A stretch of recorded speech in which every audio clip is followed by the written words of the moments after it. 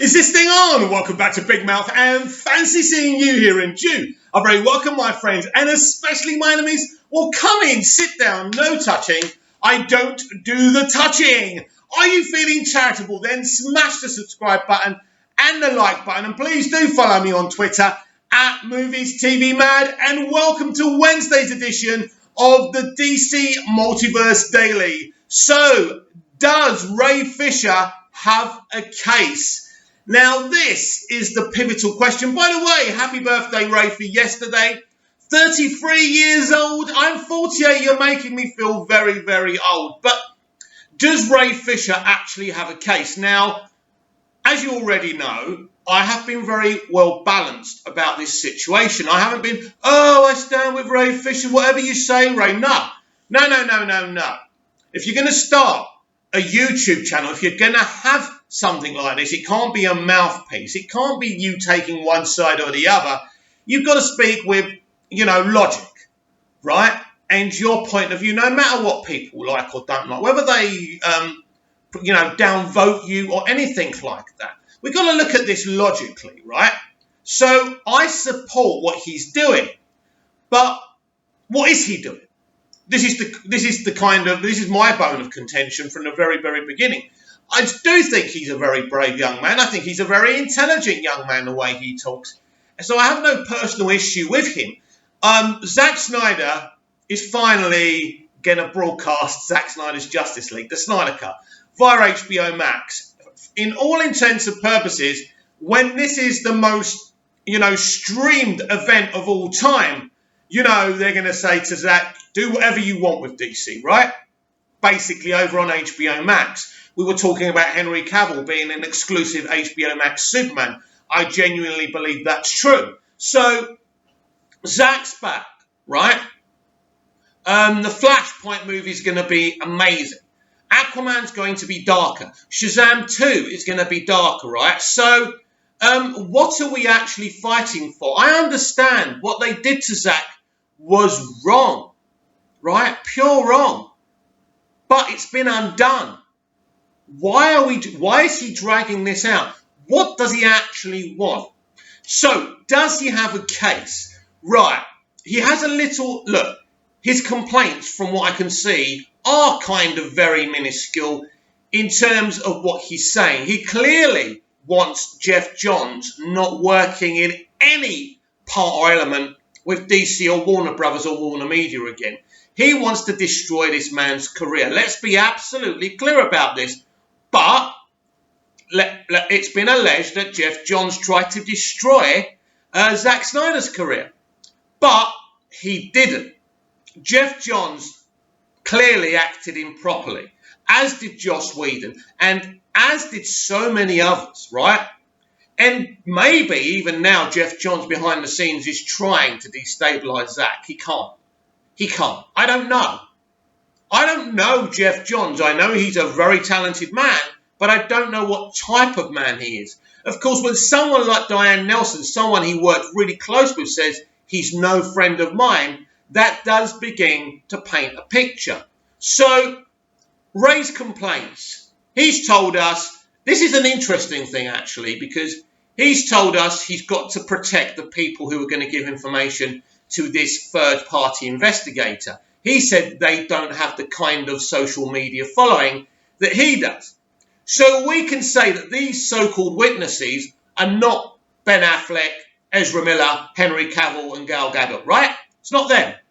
So then the question I have to ask, will Gal Gadot, Henry Cavill, Ezra Miller and Ben Affleck be talking to the third-party investigator? I think there's only one of those people with any minuscule chance of talking to the third-party investigator, and I genuinely believe that's just Jason Momoa. Jason Momoa is not intimidated by anyone. He doesn't give a shit. I mean, this is a guy who's doing an animated movie. What is it, Frosty, right? And John Berg's production company's doing it. I don't know if it's John Berg's and Jeff Johns, but it's definitely John Berg's, right? So he doesn't care, right? But he's happy to take his money. This is the problem with the entertainment industry. You literally can't trust anyone who's within it. Now, don't get me wrong. I love everyone within the DCEU. Margot Robbie, Jared Leto, Henry Cavill, Gal, Ez, Ben, all of them. I love them all. And of course, I stand Zack Snyder. He's one of the greatest artists there's ever been in the movie industry, right? I just wonder if he never got involved with DC and created a fantasy property of his own, how more lauded would this guy have been? Interesting, right? Anyway, so he's got these people with very low social media following to be witnesses. These are the people who have worked on the grips, runners, I'm assuming, whatever their jobs are, right? So they've seen things and they're going to attest to that. But what I'm wondering is, in all probability, they saw things that Joss Whedon did, right? Maybe Joss's assistants did. But it's very unlikely low-level people have any information on Geoff Johns unless his acts are darker than Ray's revealing. Because thus far, the only kind of little immorality that Ray has kind of revealed about Geoff is that he started gloating about casting another cyborg. Was it Jovian Wade's one from Doom Patrol? I tell you what, really great version of Cyborg, by the way. Love that guy. And really good guy because he used to be in EastEnders. He's done lots of different things over in the UK. And I'm very familiar with UK TV and film, of course, and the soaps. I watch all the soaps over there as well. I wonder if any of you do as well. And so that's the thing that he's revealed. So in essence, he hasn't really told us anything that starts upsetting me, because him saying, well, Ray, you better watch yourself because we've got another cyborg, right? I don't know what tone or what narrative that was said in. Just like when Warner Brothers' statement said Ray had refused to talk to the investigator. And in fact, he has spoken to the investigator, but he cut the meeting short because he didn't have a rep, which he should have had already. That's Ray's fault. And he was suspicious of the witness, and he discovered that these people weren't third party and they were Warner Brothers. They were working with Warner Brothers and not a third party company, and nothing to do with Warner Media. Now, before Ray reacted to the WB statement, I was saying, what proof has he got of this? But obviously now he's explained himself. The thing is, he took 2 or 3 days to explain himself, and this is why I was coming at it from a little bit anti-Ray Fisher, because I didn't know. People don't know. That's the problem. One element says one thing, then the other element, the opposing element, Ray Fisher, says something else. And it's kind of, this is a crazy situation. And as Ray has admitted himself, it's a very complex situation. I don't see how Ray proposes to punish people who don't work for Warner Media or Warner Brothers, right? Is it that the dirt will come out and then those other companies will have to remove them? Obviously, that's what he's looking at. He's really going deep here. He wants these people punished. He wants to clean up the industry. But does he have a case? Listen, I don't know what he's got. That's the problem. This is the problem with this. I don't know what this guy's got. Now, a lot of people feel the WB statement was desperate. And I suppose it was, but I don't think it was desperate. I think their motivation for coming out was that he exposed his private conversation with Walter Hamada, which I still don't approve or agree with. Now, I know he doesn't care what I approve or agree with. He's probably never heard of me before. But I'm just saying, step too far, Ray. Because in honesty, apart from disagreeing with your version of events, what bad thing has Walter Hamada ever done to you? Nothing. Let's be honest, you've got to come from Walter Hamada's point of view. He's fresh. He wasn't involved. Now, I don't know what Geoff Johns has told Walter. Now, that's another thing. It may be Geoff Johns has poisoned Walter's mind against you, just saying you're a troublemaker. That could be very, very possible. So it's very difficult. It's very difficult to know if Ray's got a real strong case because he's very cryptic. Now, from his point of view, he's keeping his cards close to his chest because he wants the right people to take the evidence, and he's admitted himself this is going to take a long time. Now, does this affect the DC cinematic universe and this multiverse exciting multiverse strategy? And I cannot wait for this weekend to see DC Fandom Part 2. September the 12th. Is it Saturday? Really looking forward to it. It's going to be a great day. I'm not sure if it's going to be as popular or as successful as part one, because I feel it's a lot of TV panels. But obviously, if they were to announce some big films and some Superman projects, I think all of a sudden that will be a bigger thing for them.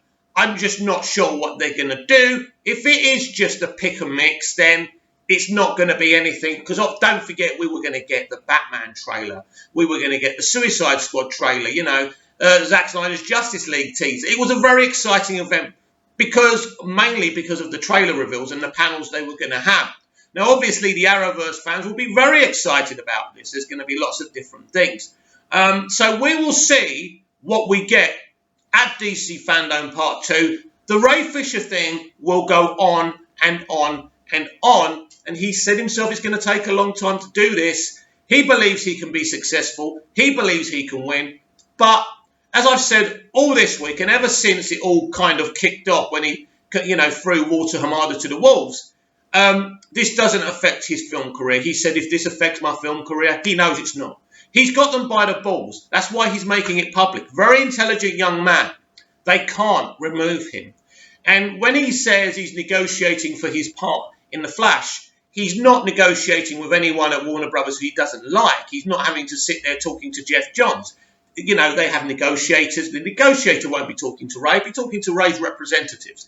And so Ray's just got to sit there smoking a cigar. Yeah, it's done. You're in Flashpoint. He'll be in Flashpoint. I believe he will be in his own either cinematic Cyborg movie or a straight-to-streaming series.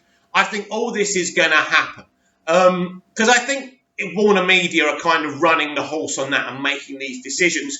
And I do know that Jim Lee and Walter Hamada are reporting now straight to Ann Sarnoff. She's made sure this happens. And Jason Kilar. So very interesting situations going on here. And what's, of course, very interesting about all of this, Jason Kilar and Ann Sarnoff have been very, very silent about this situation, the Ray Fisher situation. It's only Warner Brothers who have responded because at the end of the day, it's their department.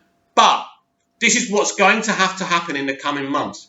Jeff Johns will have to make a statement. Nobody's going to believe it. No one's going to take his side, but he will have to make a statement. I'm sure he's got a lot of fans. There's some people who are backing Jeff Johns in all of this. Never forget that. Maybe not as many as there is in the Snyder fandom backing Ray, but don't doubt the support that this man has. It's going to be very, very difficult to unseat him. And so we do need a statement from Jeff Johns, but we need eventually a statement by Ann Sarnoff or Jason Kilar, or a joint one. They can't carry on, because if they are pulling Ray's string behind the scenes, then people are going to start to get wise, because somebody's feeding him information. He's not doing this on his own. He is only an actor. He does come across very intelligent, but yeah. And so look, I don't think Ray's going to lose his job. He's got too much light shining on him. Otherwise, they would have got rid of him already, right? They can't do that now because he's gone public very cleverly. So he's still Cyborg. He will remain Cyborg, and that's that. But I will keep you apprised of that situation. Well, it's been common knowledge for quite some time now that Diablo doesn't die in David Ayer's version of Suicide Squad. And he's been talking about it again. Now, Armando Ronquillo asks, why was he killed off then? David Ayer says this: the argument was because he killed his family. He had to die. It was either that or the backstory of his family would have been cut. Sometimes it's just triage to protect against a worse outcome. So, very interesting from David Ayer. Now, the argument was with Warner Brothers and Jeff Johns and the people running the DCEU at the time. Not Zack Snyder, because Zack Snyder brought in David Ayer. He wanted David Ayer to do what he was doing. It was very important to Zack Snyder. But the studio didn't like the fact that basically Diablo's backstory was killing his own family, right? So they believed an eye for an eye. So he makes a great sacrifice. He evens up the level. He dies a hero. But David Ayer wanted him to, become a hero by staying alive and helping save the day. Unfortunately, Warner Brothers Studios didn't see it the same way. And, this is part of the problem. Warner Brothers shouldn't have been interfering with this situation. It's ridiculous. This is when we talk about, artistic integrity and artistic, freedom of filmmakers, artists and directors. And this is what they were doing, constantly interfering in Batman versus Superman, in Suicide Squad. This is what they were doing all the time. And in Justice League. Look what they did to Justice League, right? So the evidence is there. They were constantly, interfering because for them, this was their baby. This was the thing that had to compete with Disney and had to beat Disney. And the reason it didn't beat Disney is because they were interfering, not because of David Ayer or Zack Snyder, nothing to do with them and the vision that Zack had. Because once people came to terms with what Zack was doing, and once we saw all his Justice League movies, people would have been amped up. And it would have been popular, even more popular than the MCU maybe. The point is, we will never know.